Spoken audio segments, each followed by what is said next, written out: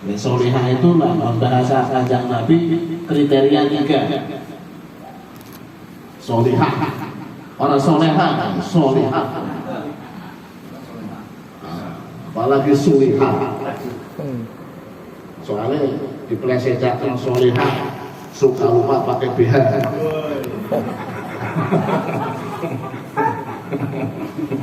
Jadi solehah, istri yang soleh. Jangan suami yang solehah. Suami yang solehah. Suami yang takut istri. Suami sing ngurut, bojo itu jenenge suami solehah. Solehah itu buat perempuan, lanang itu soleh. Itu malahan istri yang soleh, suami yang solehah. Andakuna zaujatu solehah, bojo apik. Solehah itu Nabi memberikan jalan-jalan. Al-mar'ah as-solehah itu idza nadharta sarota, dilihatnya membahagiakan. Gak pedih ketemu bojo itu gak pedih, malah senang. Sampai kalau pedih mulai kok pedih ketemu bojo, paling seneng nih. Melihat, ketika kita melihatnya sangat bahagia, senang karena istri langsung menyambut dengan senyum, menyambut dengan hangat. Langsung disiarkan apa-apa yang menjadi keperluan, tidak langsung diinterogasi. Kata-kata langsung diinterogasi. Buat lu dalam kenal mulai ini ini disambut dengan senyum, dengan itu anda tahu kan? Sambut. Angin ini Pak ini. Yang kedua, waida amarna ba'aka. Kriteria istri soleh itu jadi lebih perlu. Satu, dilihatnya membahagiakan. Ketika kita memerintahnya dia taat. Wa idza ghibta anha, ketika kita pergi meninggalkannya, hafidhatka fi nafsiha wa malika, dia mampu menjaga harga diri dan harta benda yang sudah kita peroleh. Orang mentang-mentang bojo hilang langsung rasa bebas. Ya. Ketika suami pergi kerja, dia merasa bebas. Tetapi ketika ditinggal perginya, dia adalah orang yang mampu menjaga dirinya, menjaga harta benda yang sudah dihasilkan oleh suami. Ini makhluk soleh sampai ngoco sendiri, bojo di sampean masing-masing. Enak ora dari telu iki. Ya, kita nazar sarotkan dilihatnya membahagiakan. Jadi yang sehingga betul-betul kata Nabi al-baiti jannati, ada di rumah itu terasa nyaman. Sampai kan nyamannya di luar.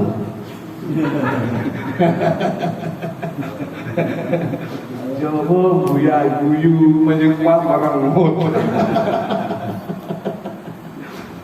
Lah kita itu di luar pusing, masuk rumah senang bahagia. Di luar susah, mikirin sebuah alasan. Masuk rumah hilang susah. Yang ada adalah canda, tawa, dan bahagia.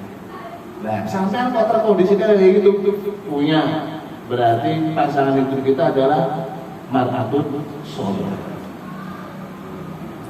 Jadi perintah, orangnya protes, orang mundur-mundur, tinggal langsung.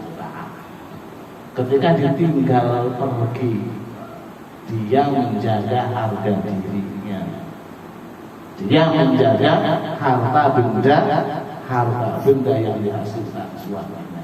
Tidak poya-poya, tidak mentang-mentang suami sedang pergi maka poya-poya ketika ditanya oleh suaminya uangnya habis, habisin anaknya, padahal dia sebenarnya. Nah ini kok manusia, setiap kita punya istri yang seperti itu salah satu basis kebahagiaan manusia. Satu bagian diantaranya mar'atun sholih. Yang kedua, wa auladuhu abror, punya anak yang berbakti. Anak yang bagus, anak yang membanggakan, anak yang menghormati, berbakti. Ada banyak orang Pak yang hidupnya disusahkan karena anaknya. Anak pulang itu ruwet, ya, gula.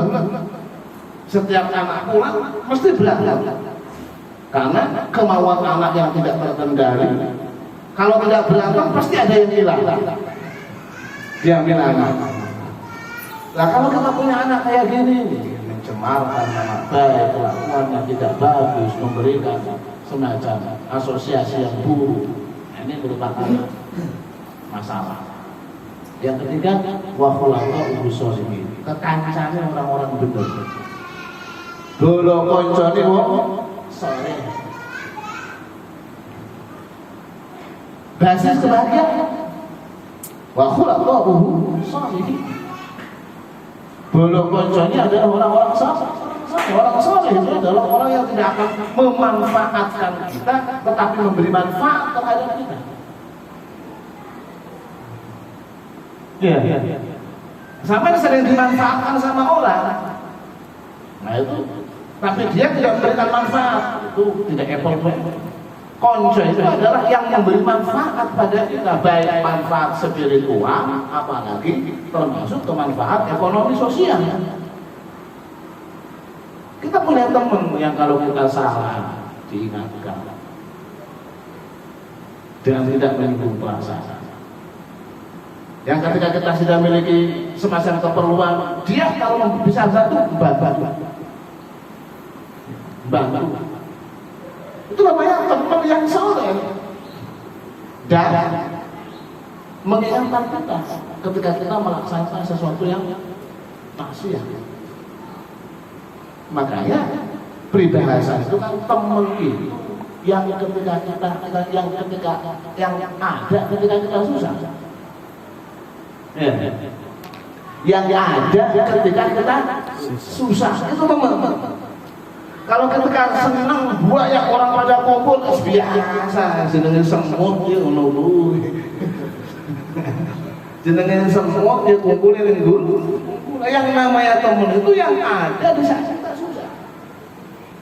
Makanya rasakan sendiri para bapak.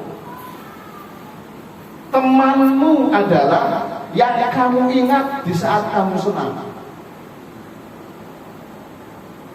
Itu teman. Pada saat kita senang, kita ingat nama fulan. Berarti nama fulan itu adalah teman kita.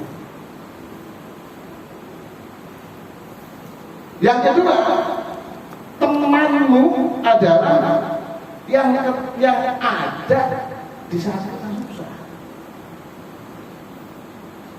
Kalau kamu ingat di saat kamu senang, maka kamu mencintainya.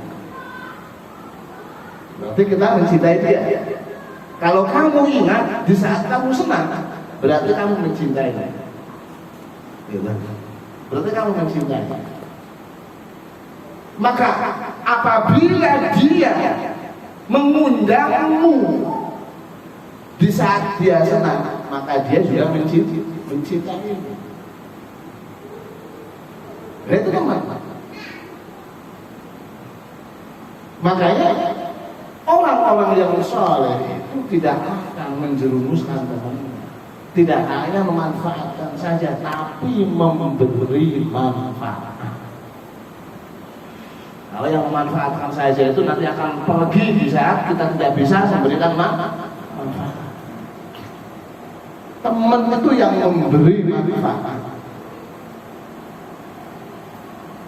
yang mengundang kita di saat dia senang.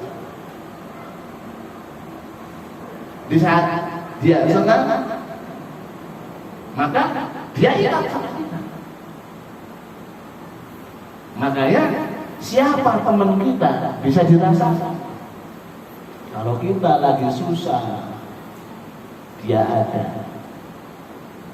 Kalau kita lagi senang, dia tertenang dalam pikiran kita. Itu teman. Wa khulaqa'u sholihin. tetangga api, kancanan yang baik. Ini basis kebahagiaan. Yang terakhir, yang keempat, waris buhu fi baladi. Rizkimu ora adoh dari tempat turun. Rizkinya ada di tempat sendiri. Wong Cilegon ya rezekinya di Cilegon. Bukan berarti nggak boleh kita mencari rezeki di Kalimantan, di Papua, di Qatar, bukan tidak boleh. Tetapi kebahagiaan itu di saat kita tidak jauh mendapatkannya dari tempat tidur kita. Karena berapapun yang kita dapat terkontrol dan dinikmati langsung bareng sama keluarga. Bukan tidak boleh. Tapi yang hebat itu di saat kita mendapatnya gak jauh dari tempat tinggal. Di mana keseharian kita ada di mana, maka tempat jalannya rezeki itu jalannya ya. Jangan beranggapan rezeki itu dari usaha juga. Sebenarnya itu adalah jalannya. Jalan yang memang yang dikondisikan oleh Allah Subhanahu wa Ta'ala. Allah satu-satunya dan pemberi rezeki. Barang siapa yang beriktikad bahwa pemberi rezeki adalah Allah dan usaha, maka dia orang musyrik. Man i'taqada annallaha yarzuqu wal kasbu. Barang siapa yang beriktikad bahwasanya Allah yang memberikan rezeki dan bekerja. Ya, rizki itu adalah dari Allah. Anna rizqa minallah wal kasbi, bahwa rizki itu dari Allah dan dari bekerja, maka dia orang musyrik. Ada i'tikad seperti itu. Karena apa? Karena rizki itu mutlak dari Allah Subhanahu wa Ta'ala. Allah yang memberikannya, Allah yang mengatur jalan datangnya. Jalan datangnya sebagian bertani. Yang mengkondisikan seseorang bertani itu ya Allah Subhanahu wa Ta'ala. Jalan datangnya melalui megawe. Yang mengkondisikan orang itu megawe ya Allah Subhanahu wa Ta'ala. Jalan datangnya menjadi pengusaha. Yang mengkondisikan Allah Subhanahu wa Ta'ala. Jadi bukan pekerjaannya, bukan taninya, bukan ternaknya, bukan usahanya yang memberikan kita rezeki, tetapi Allah Subhanahu wa Ta'ala, Allah yang memberi, diciptakan salurannya yang menciptakan Allah Subhanahu wa Ta'ala.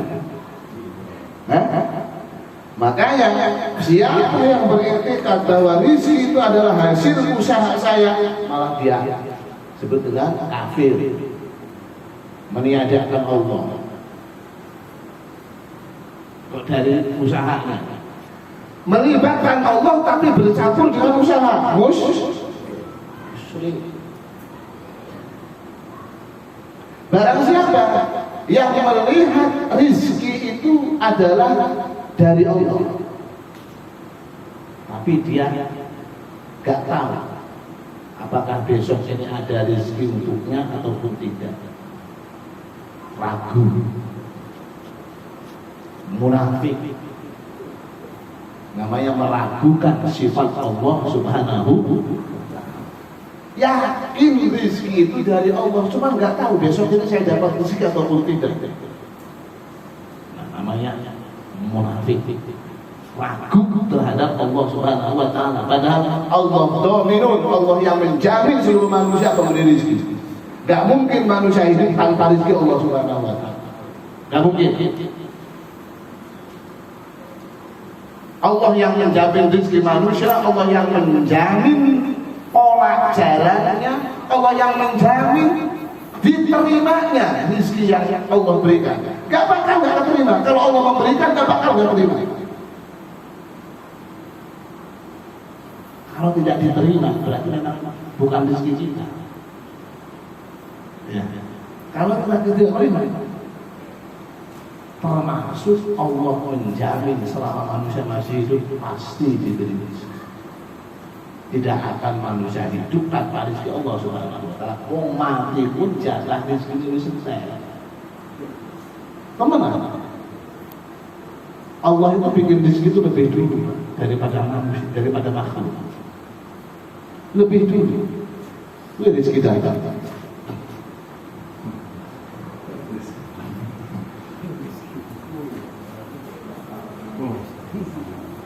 Jadi Allah bikin rezeki dulu sebelum membikin makhluk sebagai pengguna.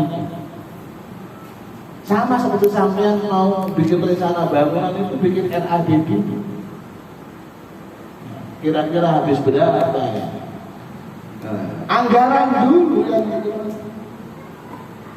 Cuman salahnya sampean kan kadang-kadang anggaran meleset daripada realita. Iya kan? Anggaran 5 juta, jadi 4 juta. Lah Allah Subhanahu wa taala hitung-hitungannya detil. Hitung-hitungannya detil. Maka bikin rezeki untuk sekian manusia, untuk sekian binatang, untuk sekian gajah, untuk sekian segala sesuatu, semuanya sudah ada. Semuanya sudah ada. Tidak ada satu orang pun yang mampu menjamin rezeki seseorang. Tidak ada. Sampean jangan sombong menjamin rezeki anak dan istri. Bukan sampean. Saya yang ngasih makan kamu, saya yang makan kamu, itu sombong. Sudah mengaku apa yang dilakukan oleh Allah Subhanahu wa taala. Karena yang memberi rezeki ya anak istri juga Allah. Tapi kan saya yang kerja. Salah lagi kalau menganggap rezeki itu datangnya karena kerja. Allah menjamin rezeki manusia baik yang kerja atau yang enggak kerja.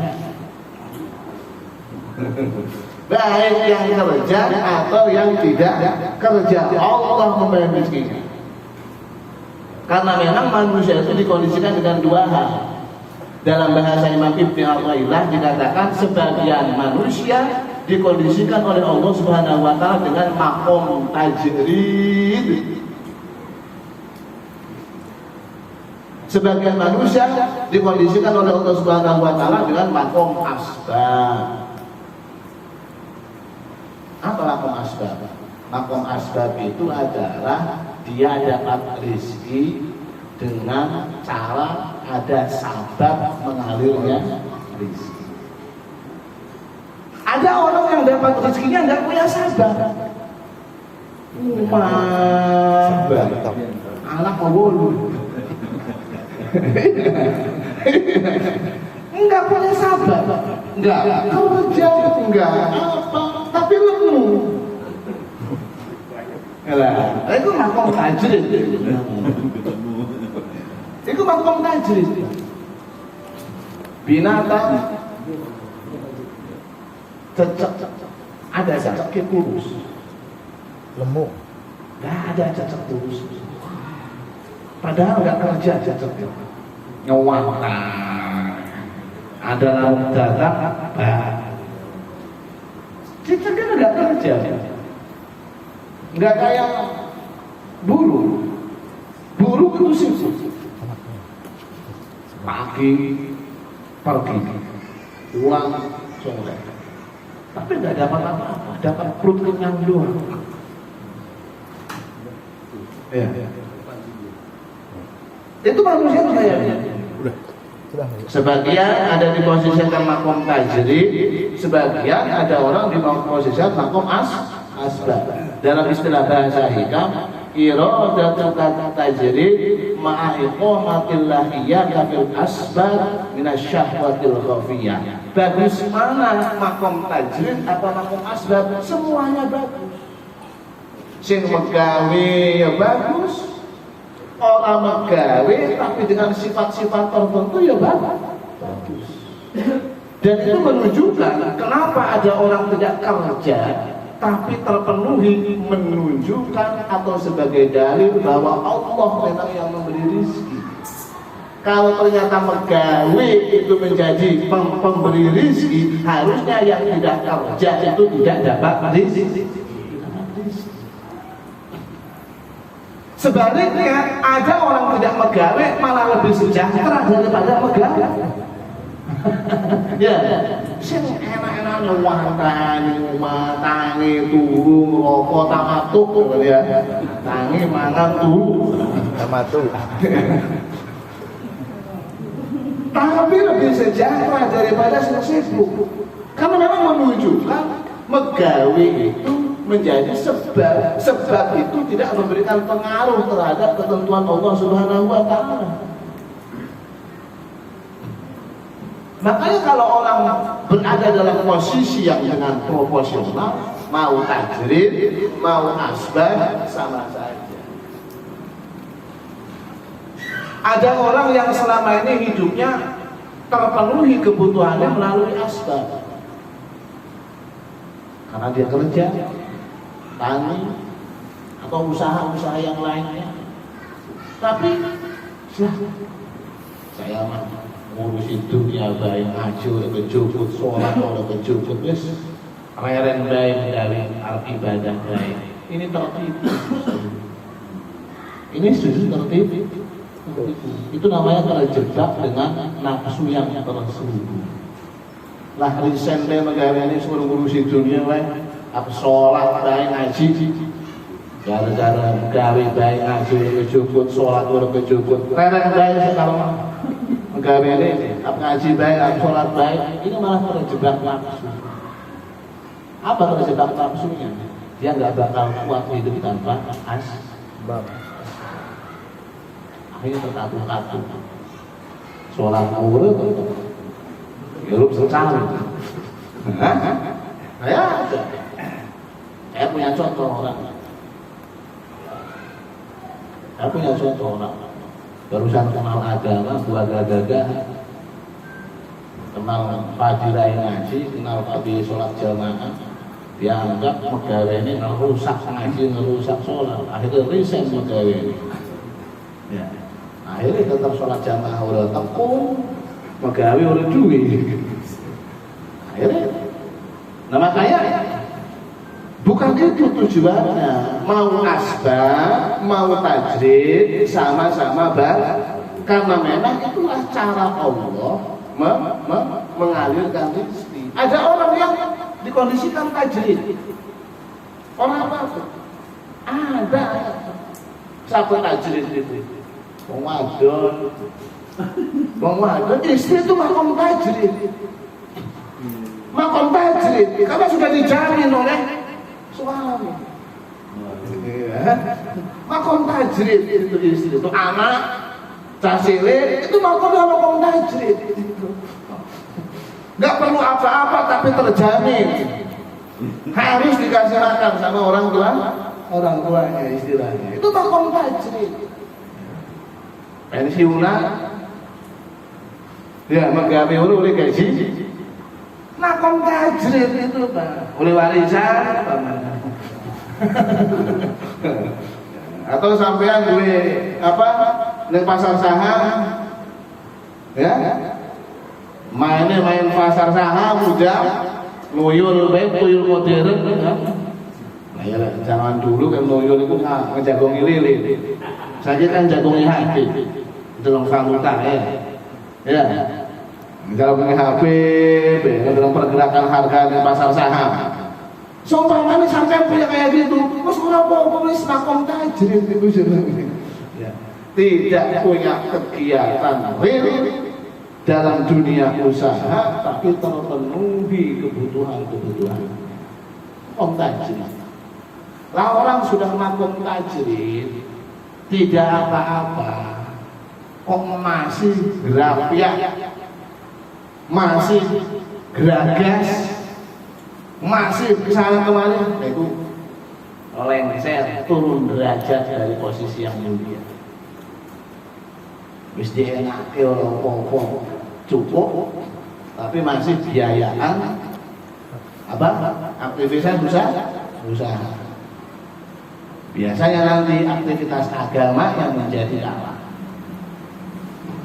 Padahal tanpa usaha dia dicukupkan oleh Allah Subhanahu wa taala. Sebaliknya orang yang makom asbab, tapi kok malah gagah-gagahan soal pengen ibadah, mari usahane itu terjebak dengan hawa nafsu. Artinya di makom apapun, karena memang Allah itu mengkondisikan dengan belajar. Ada orang itu yang memang harus memiliki aktivitas ekonomi. Dalam kegiatan aktivitas ekonomi itu bukan berarti dulu. Itu mungkin pengkondisian Allah Subhanahu wa taala. Ada orang yang dikondisikan memang tidak gimana-gimana. Wis meneng bae ning rumah tapi dicukupkan. Nah, disebutkan oleh Allah tanpa gimana-gimana itu jangan-jangan memang dikondisikan oleh Allah Subhanahu wa taala. Nah, maka para bapak, ya rezeki itu di mana saja, yang penting halal. Ciri-ciri rezeki itu bagus. Satu, halal. Ciri-ciri rezeki itu bagus. Kedua,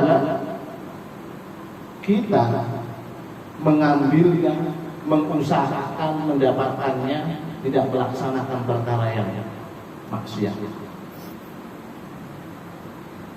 Ketiga, dalam kaitan kita berusaha meraih mendapatkannya, tidak meninggalkan perintah Allah Subhanahu wa taala. Keempat, setelah mendapatkannya kita sisihkan untuk infak fisabilillah. Itu ciri rezeki barokah. Apa itu? Ya.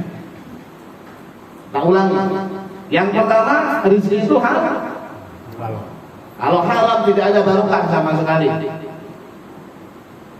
Yang kedua, dalam kaitan kita mengambil dan mendapatkannya tidak melaksanakan maksiat dan zalim pada orang lain.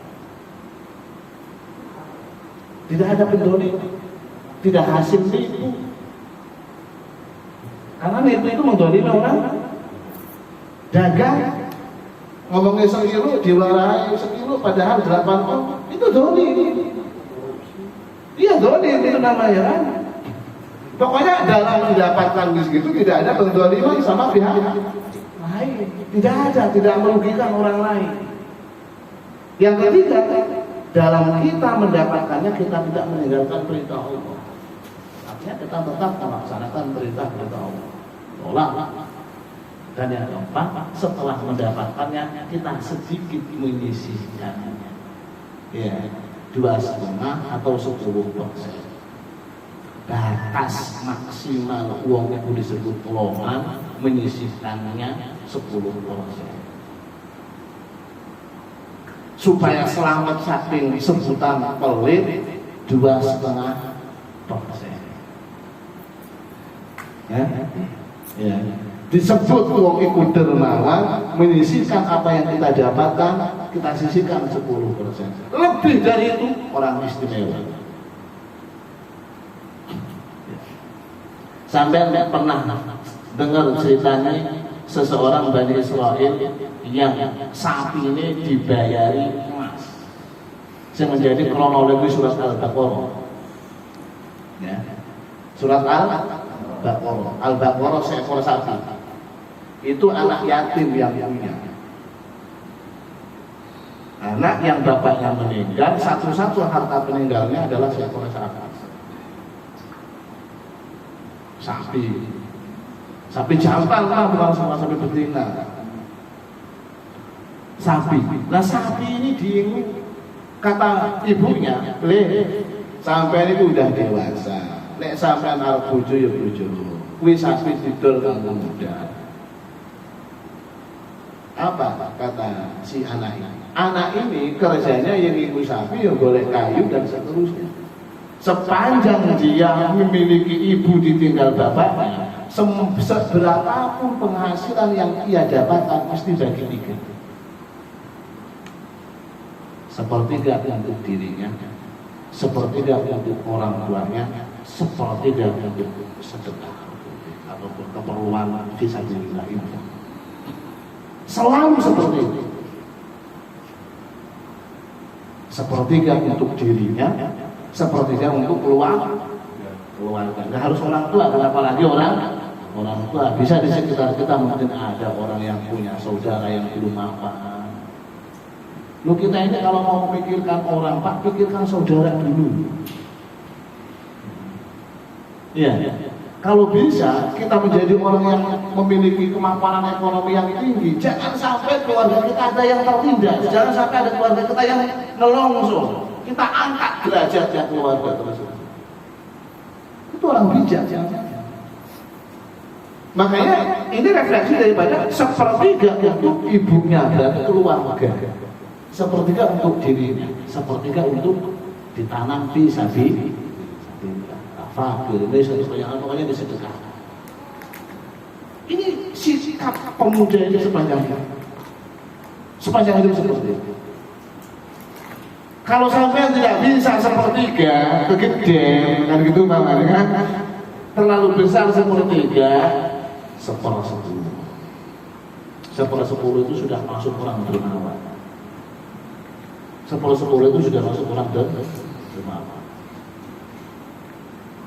Minimal 2,5%. Penyelamatan diri dari julukan orang pelit itu kita mengeluarkan apa yang kita dapat 2,5%. Iya. Nah, akhirnya si pemuda ini dengan mbok masih ini saya biar nanti aja urusan kita. Akhirnya wis sampai ini kayak dolan wae sapine. Lah piro mbok? Secara sekarang 20 juta ngono itu. Dijual ke pasar. Berapa Kang? Ibuku pesan 20 juta. Ini tak timbangan sama orang. 20 juta, jere ibuku 20 juta. Wis lah. Sampean ora usah ngomong ning ibu. Kita bayarin